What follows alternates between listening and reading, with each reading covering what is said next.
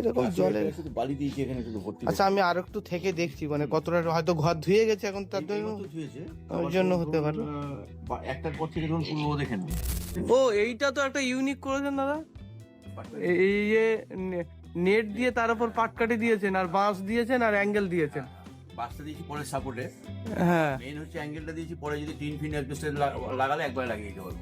আচ্ছা, না এইটা তো দুই দুইয়েরটা দিয়েছেন, মানে এই খুঁটিটা, আর এইগুলো দেড়ের আছে না? দেড় মানে আপনি অ্যালবেস্টারে হিসাব করে রেখে দিয়েছেন নাকি? তাও এই যা করেছেন, এর উপর পলিথিন দিলে তো আপনার 2 বছর আরামসে চলে যাবে। পলিথিন দেওয়া আছে না? পলিথিন দিয়ে আবার বাসের চাপ বাহ বাহ। না দেখো, দেখতেও ভালো লাগছে, কিন্তু গরমও লাগছে না। দেখতেও ভালো, প্রচন্ড গরম হতে গরম হবে না। হ্যাঁ দেখতেও ভালো লাগছে, কিন্তু গরম লাগছে। এই দেখটা না, ওদিকে তো দারুণ হাওয়া, ওইদিকে দারুণ হাওয়া, মানে খুব গরম এলে ওই দিকটা খুলে দিলেই হয়ে যাবে। ঠিক ঠিক, খুব গরম এলে এটা খুলে দিলে। এই বাচ্চাগুলো তো মোটামুটি ঠিকই আছে।